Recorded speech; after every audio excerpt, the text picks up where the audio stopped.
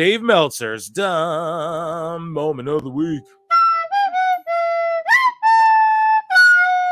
I need that remixed, flipped, chopped, screwed, the whole works. Meltzer said what? Bryan tries to ask a real question about AEW pay-per-views being available on more services now. Therefore, they assumed pay-per-views were not a part of the negotiation. Dave tries to jump in and says he knows the answer, but then lets Tony Khan, the one being interviewed, answer instead. So, yeah, dude, Meltzer said what? Put in tons of work for us. So we're going to listen to this clip here. Just hilariousness. We watched a clip of the interview earlier, but that was the only video chunk they released, I believe. So here's the audio on what we were listening to earlier. Let me ask one question before we move on from media rights, because this actually does also play in a forbidden door tomorrow.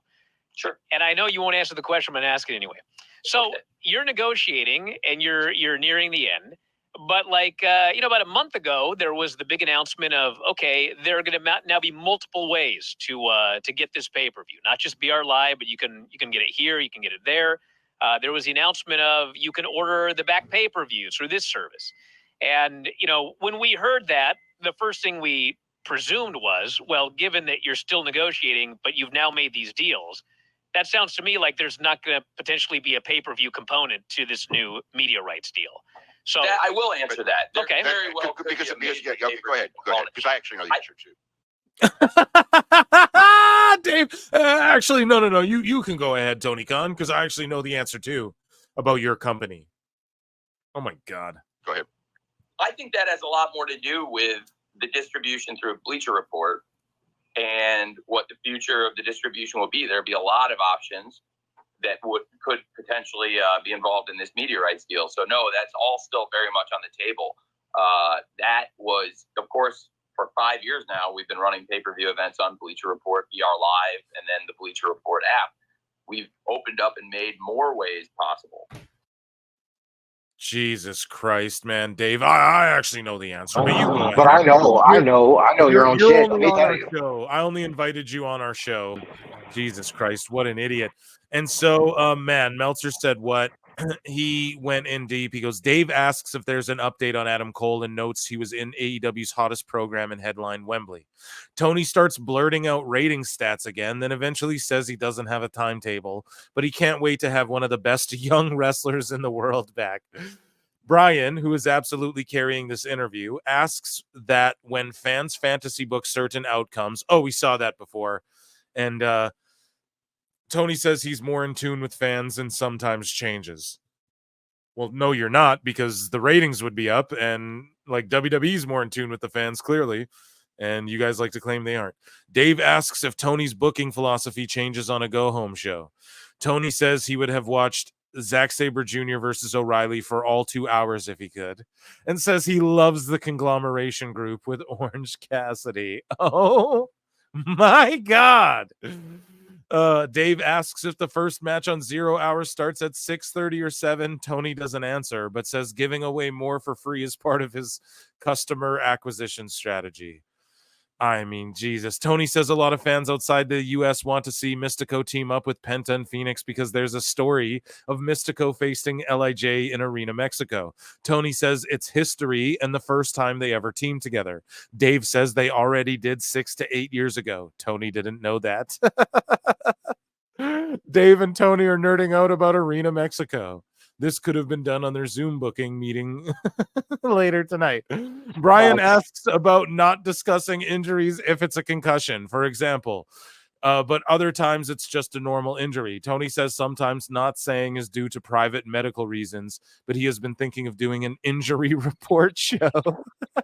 Kind of like the ratings. It's let me just talk about HIPAA out loud as if I'm not going to be legally liable for that. The fuck?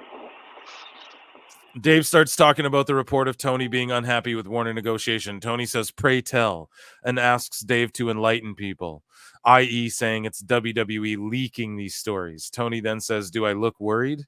And then laughs it off. Well, was he blinking? Tony talks about bringing the stars from AEW, New Japan, CMLL together to put on a show with a $1 million gate. Tony then takes a shot at Eric Bischoff and says, when did Eric Bischoff ever do a $1 million gate in NY or anywhere? Oh my God, Tony. Oh my God, dude. yeah. Back then too, WCW had the South, like WWE had the Northeast. Tony's just such a fucking that's crazy. Mark, Brian in a good way. Sorry, yeah. Brian asks about the record low Dynamite rating, 502K. So here's more juice. We're gonna play an audio one, guys. Okay, an audio clip. It bouncing back to largely normal numbers this week. Tony says it was completely back to normal in every way. Dave says 18 to 34 males was down. Tony counters that 25 to 54 was higher and starts talking about how low WWE ratings are. So can't help but make it about WWE. And then also, here's the thing, dude. He's saying it's bounced back completely to normal now. So like the normal's a lower like 600K. Like I don't get it. They just keep changing the numbers around.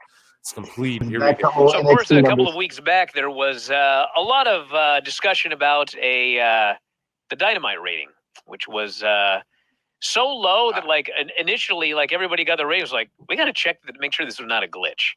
And your thoughts on all of that with the rating being largely back to normal this past week?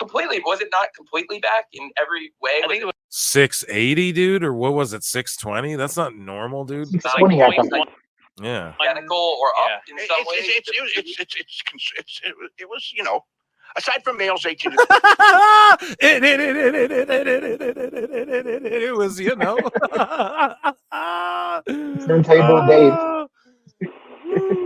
Come on, man. This is too good of laughs. 34. You know, but it was very similar to the number 2 weeks ago in most ways. And not the lowest ever, but the one in a lot of ways it was kind of like the one from 2 weeks ago that was 100,000 viewers more. But it was Jesus Christ. Opium. 25 to 54 was higher. Yeah. And everything else was in like it was very similar to it was a similar audience 2 weeks ago. Yeah. And what I noticed was it was a holiday week, and the holiday programming was different. And so it was Juneteenth. It was a national indigenous holiday. And typically the holiday ratings aren't included in the average, yet everybody was talking about it. But when my competition did the lowest rating in the history of their show on a holiday after over 30 years of the show, none of you said anything. Because they played a replay show on Christmas where they just replayed old matches, and it was literally on Christmas Eve. Tony McCann, what are you talking about, dude? Recap show. I said it was the holiday. We all knew. Yeah, well, what? I said it was the holiday. We all knew. Yeah, well, I didn't get that. But well, I didn't get that. Yeah, you did. You guys are literally saying it's the holiday, and then everyone was saying about Christmas, it's the holiday.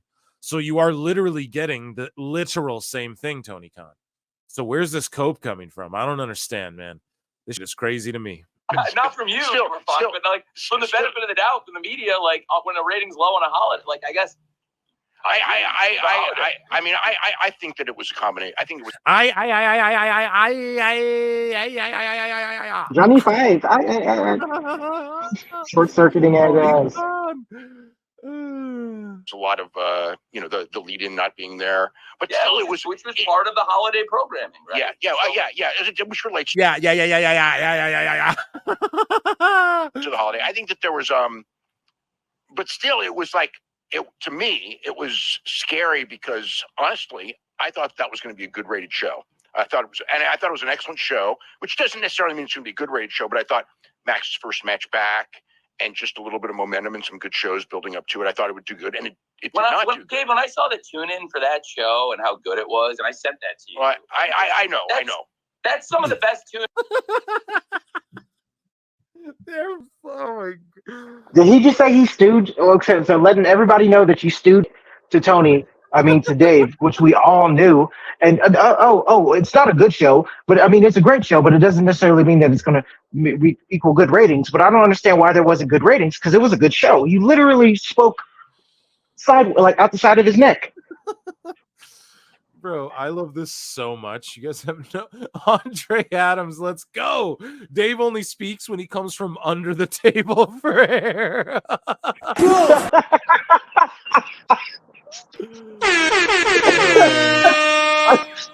Andre, dude, all night I was waiting for a legendary roast every show he comes in. I was worried I didn't see one all night. I was like, Oh, we had some good ones, but that one is so good, dude. MVP. Man, thank you so much. A round of applause, everyone. He just came in. I was worried. I didn't think we were getting an Andre Adams, the legendary roast. Dude, this is so funny to me. I can't help it.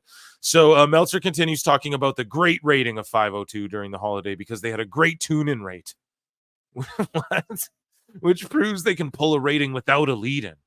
Tony uses the if a tree falls in the forest question and says there is nobody in the forest until they knock down trees. What? Dave asks the big question on everyone's mind about Ultimo Guerrero wrestling in AEW with a mask after not wrestling with a mask for 10 years. Tony says he has wrestled in a mask since then in Japan. Okay, but Tony, he's sitting there. Ultimo Guerrero himself said, I didn't know I needed a mask because I haven't worn one in this long. Thank you for making me one, da-da-da. And Tony's like, no, he has worn one in Japan. Like, okay. It's just so cringe. Bryan, to his credit, did actually ask good questions and attempted to phrase them in a way that wouldn't get a boilerplate Tony answer.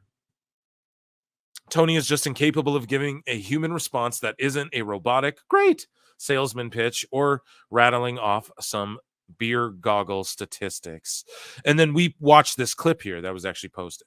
So round of applause. Actually, Meltzer said what? His job isn't done. So before the legendary Meltzer said what? So he also tweets out, wait a second. I thought when you had someone who runs a wrestling company on your podcast, that was a smoking gun for biased reporting and planting stories. So Tony Khan appears on their show and then, you know what I mean? Let's bring it back here. So Wrestling Observer Radio, Dave and Bryan interview Tony Khan. And then you go over to this one. AEW has denied a Monday night report from Puck that the first offer made by WBD toward a new TV rights deal was disappointing. According to Meltzer, AEW sources have told him that first offer was not disappointing to Tony Khan, blah, blah, blah. So it's just showing how he stooges.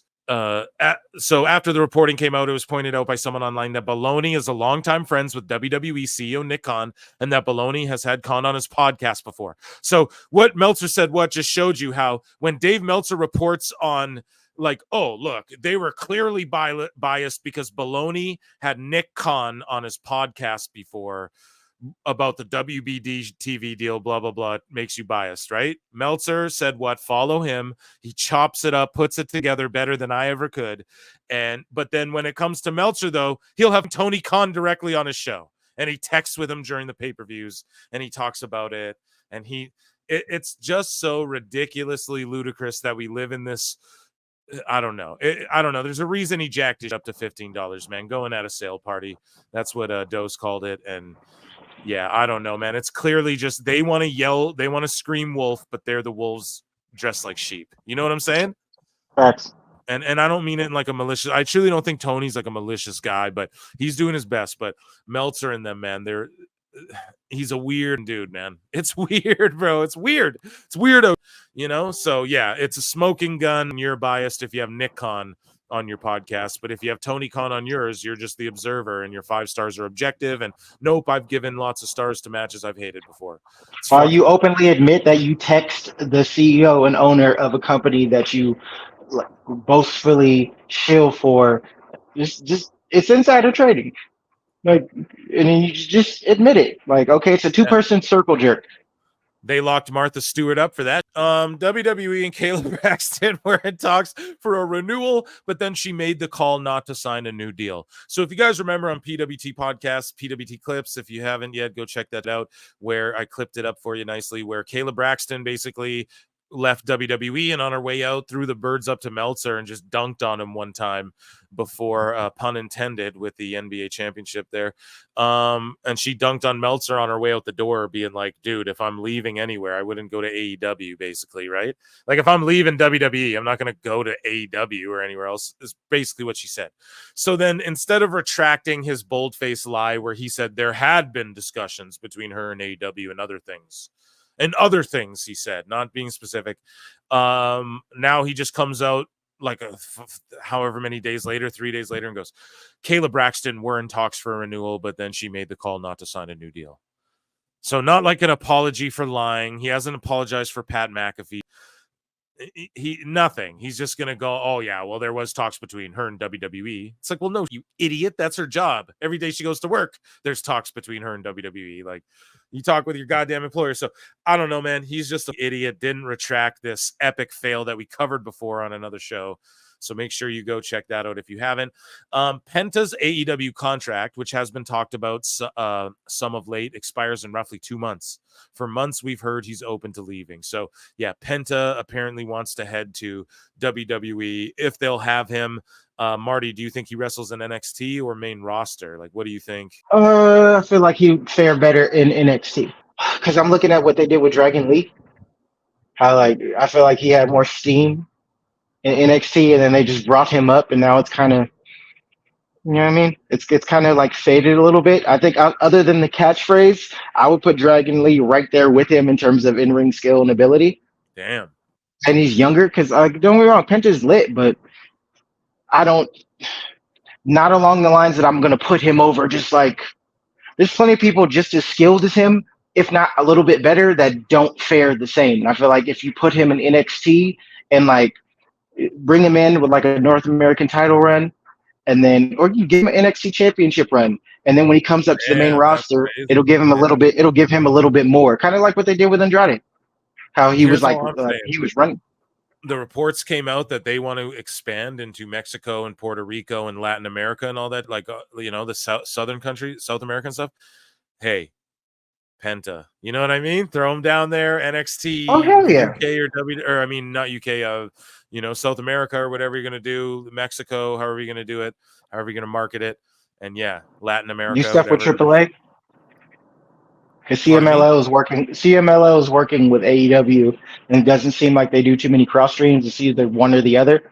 I think that's why we haven't seen AAA really work. To my knowledge, AAA hasn't really done anything with AEW. Yeah, it's just all been CMLL. They have that whole deal where their guys can't wrestle with when I don't know. It's so stupid. Tony worked out a dumb deal with these CMLL guys. Anyways, Ryan Callahan, who had been a head writer for SmackDown since 2020 and was recently replaced by Joe Swakata, has left WWE. It was said that Callahan was considered a very talented writer, but wasn't as well liked as the leader of the group. He took heat for Jennifer Pepperman leaving. It was also said here's Dave and the Observer just burying WWE, burying this writer, and then trying to put over Pepperman, who's in AEW right now. It was also said it became harder for underneath talent to reach him, but he was believed to be burned out by the pressure and need for diplomacy from the position. The feeling was he just wanted to write the show and not be a guy working to get I don't know. So a random writer left. Dave tries to put a negative spin on it, at least the Observer does, in my opinion. And it's been revealed, so this is a big one, that AEW spends roughly $104 million per year on talent contracts. So how do we justify this? How do we justify $104 million per year? 104. That you get a luxury tax penalty in the NBA for that. That's crazy. Just for talent. So we're not even talking or maybe travel's factored into that, but we're not even talking the random guys he brings in. We're not even talking the production, the marketing, the buildings, everything that goes into it. So when they're talking about, Wembley has a $5 million gate, okay, that's not even paying $104 million. You know what I mean? You still owe $104 million after that to the talent. So where are you drawing that in 3K houses? And not in the video game. It's completely it's bananas. And didn't they criticize Bischoff for the same stuff because he loves to take shots at Bischoff? Yeah. Exactly. It was ATM Eric. It's this is ATM Tony. 100%, man. And 104, this is the Observer saying that. So this is probably even less than what it is. And if he's talking about healthcare and all that, damn, dude. And then think about how many people are sitting at home, don't get utilized correctly, aren't merchandised properly. 104 million. He's paying for travel for people who show up to TV and are given nothing to do. It's insane, dude. And I just, think about the other costs. Yeah, catering, private jets that he's flying. the equipment, the other staff like production executives, like that doesn't even count the Bucks' full salary because they're talent and executives. Oh So my god, it's crazy, man. is there two separate contracts for them? You think? Bro, it's either two different ones or it's one big one, but it's summated like talent portion. You get paid this much for talent and this much as a vice president, or else it's two different checks, which would be the Or easiest. incentives? Yeah. Yeah. So man, just disturbing amount of money, because this is why, and I'll explain it to you guys. The key demo. Okay, NXT's beating you in the ratings, and let's say the key demo, and how much do you think their roster costs? The whole NXT doesn't even cost 50 million. Let's say it does cost 50 million. Well, they just got that from the CW deal. So then everything else NXT makes is profit on top of what they paid their talent, and then everything else. You know what I mean? Tony don't got that worked out. No one, they're not giving him 104 million even to cover. He's got access to too much money to not have that type of understanding, though, which is like flippantly egregious to me. And then it also doesn't make sense too, because when they're talking about, like you said earlier, the ratings are back to where they're normal. They went up from 2 weeks ago. I'm like, so those ratings that they're talking about and that they're boasting were the same ratings that they were using to stomp into Triple H and everybody else's faces during the Wednesday Night Wars, when NXT was only averaging like 600 plus, 600K plus. Those are the same ratings that they are now touting on top of the payroll. Right. And speaking of ratings and TV deals and all of that, there are expectations that the AEW media rights deal would be announced imminently, maybe even before the expiration of the exclusive window for negotiating. That is just about over. Those at WBD, pardon me, were expected to sign a new deal imminently, but it was also said that the talks haven't gotten into the major specifics. So, like, we're in that red zone. We're at the end times for the negotiation. We haven't even spoken about the major specifics as of June 28th, 2 days ago. Like, come on. If this is real, an observer's saying it. So if that's real, like, Tony, what are you doing? Utterly stunning if this is real. If they're about to interview Tony Khan and then come tell the world, hey, they're not even into the major specifics, but Tony Khan's on our show telling you we're in the red zone. Whoa. Wow. So TNT's doing what TNT does, kind of like how they were doing towards WCW at the end. They weren't really allowed to talk. Or the NBA this year or last, right? When they that's what I'm saying. But it's like before, they're kind of ghosting them. It's like, oh, well, they're not really talking about it, even though all this time has passed. It's like, anybody that's watched WCW, TNT has no problems with really kind of like putting it on the back burner for stuff they don't really care about and dealing with it to the very end, and then dealing it off for the lowest amount that they possibly can. And they're trying to figure out if they was keeping the NBA or not. So they're not going to give immediacy to you for something that gives them like that does 4 times, 4, 5, 6, 7 times the viewership on a consistent basis than you do. And they wonder why people worry about them and get doom and gloom, like outraged like we do. And it's because, okay, you guys are like, look at the TV ratings. And then we start looking at them, and then you're like, no, don't. And we're like, dude, they're falling off. No, don't look over there. Don't look over there. Look at the key demo. And then we're looking at them, and then they're like, no, actually don't look at that anymore. Look at the, you know what I mean? Look at the TV deal. And then the TV deal's coming up, and then it ain't, and then don't look at the TV deal. We're up 50% with 70 to 120-year-olds right now. That's up. So it's a positive. I know, and it's just so funny that they set the standard, and then you try and then you look at it, and then they're like, no, actually that's not the standard. Anyways, though, Dave talking more out of his butt cheeks, he goes, it has been reported that the recently trademarked name Caesar Sikoa was initially planned to be Jacob Fatu's name. Caesar Sikoa was the first idea for Fatu's name, but actually Tony Khan. But they made the call to keep his Jacob Fatu name, which is surprising since it's his real name. No, it's not. They do own the Caesar Sikoa name, and it could be used for somebody else going forward, but it was trademarked last week for him. How? Okay, Dave, prove that it was trademarked for him. Prove. that it was trademarked for Jacob. There's still a whole nother Tongan that isn't even there yet, and Bro, on top of all the other family members. Oh, it's a surprise because he came in. So you mean to tell me that they just wiped their ass, Dave, and then came up with this dope wolf design top merch seller shirt, and they had the Titantron and the music. They had a whole music production, a whole group come together and produce a song for this guy and do all these graphics and everything, and they just wiped their ass and did that last night, and then last minute after trademarking a name went, no, we're just gonna call him Jacob after they're already calling dudes Tonga Loa and Tama Tonga. Why didn't they call Tonga Loa Camacho then?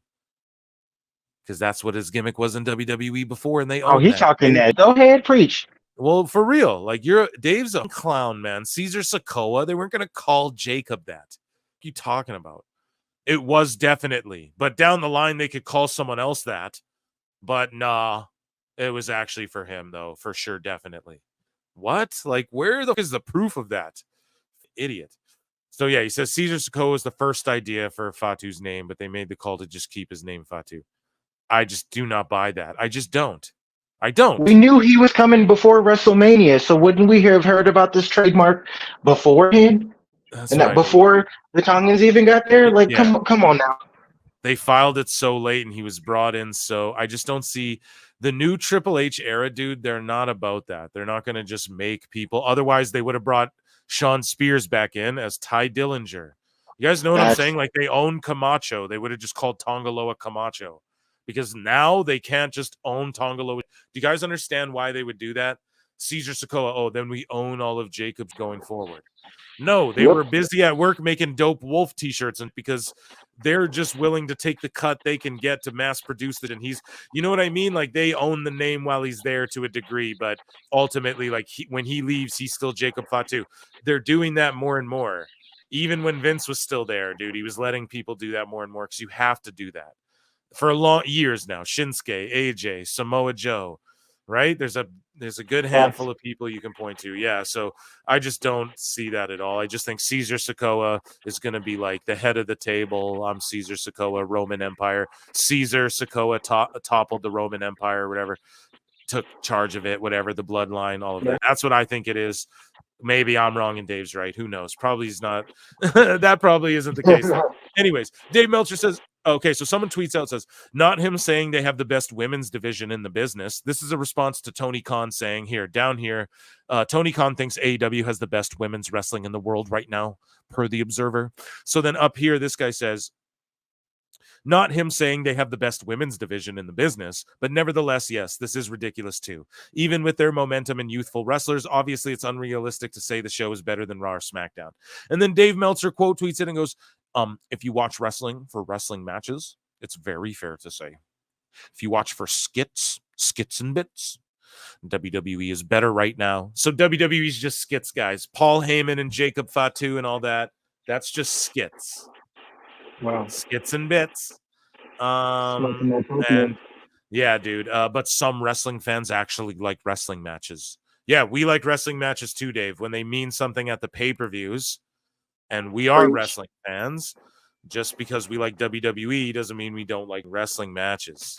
That's utterly ridiculous. And especially when it's like it's the hottest pro wrestling property there is, and they have crazy matches. You can't tell me Ricochet versus Bronson Reed and wasn't crazy. Like, look at over the past few months. You can't tell me that Cody versus Roman was the craziest match of all time, dude. Like, I don't care about all the interferences and shit. It was the craziest, most epic wrestling match ever, you know? So, yeah, we do like wrestling. You want the change. We just watched Gunther go on a tear with the IC belt forever, having great chain wrestling, psychology, mat-based matches with everybody. So, like, yes, it's just you have to mix it. The quick for the Women's North American title was just was literally. I felt more from that. They introduced this title, they throw together this tournament, and then they do this match. They do this ladder match. There was more care, development, and like input put in to make us care about this brand new title to give these women on the roster that aren't in the main title picture something to strive for and be able to tell twice as many stories and put other people over and create this importance. They did more with this one title in like a month's time than anybody off the top of their head can recall what AEW's been doing in their entire women's division in the last year. It's you nailed it. And for him especially to be like the women's division it's because he sees NXT. He sees Jada Parker and all that, and he's like, oh, how haven't I made someone over like that? You know what I mean? AEW Dynamite ratings rebound from record low. So, of course, they're always going to rebound to what? A failed layup attempt? You know what I mean, dude? Like, it's just, they would never write this about W. They'd be like, oh, my God, staggering, second lowest again. Because the rebound was also Dynamite's second lowest ever in the key demo. Dave Meltzer says that WBD's leniency towards swearing must have changed based on last night's Dynamite. There's definitely something that's changed in WBD when it comes to language because they were bleeping tame stuff. What tame stuff? In you, whatever, like what's the tame, dude? To let almost everything go. Somebody somewhere has decided that what they were doing before is no longer kosher. Yeah, Dave, we told you this was going to happen. That's why you milk it, so that when you do go hard, they let it slide. But no, he doesn't understand that because he's just in Dave's way or the highway. And then Dave Meltzer believes NXT star Nathan Frazier is a special bruv, drawing comparisons to AEW's Will Ospreay. And he says, it's funny because he was reminding me of a young Will Ospreay. You know what I mean? Just where the athleticism and the speed and everything. He does things everybody else does, like Will Ospreay used to do when he was younger. Same moves that other people did, but somehow they looked so much better and more flashy because of the speed and everything that he did them in. They looked more flashy because of the speed and everything that he did them in. Okay, Dave. You ever listen to a 6-year-old get really excited and tell a story? That's what it sounds like. And then they were doing the flips and stuff because they were doing the flips. And then when they did the flips, it was really cool. Astounding. That's just hilarious. And Nathan Frazier shut him out. I'm not that into him and him just being like, oh, he's like Will Ospreay. At least he's putting over an NXT talent for once, I guess. And with that, guys, that was Dave Meltzer's dummiest moment of the week. We got 2 of them this week.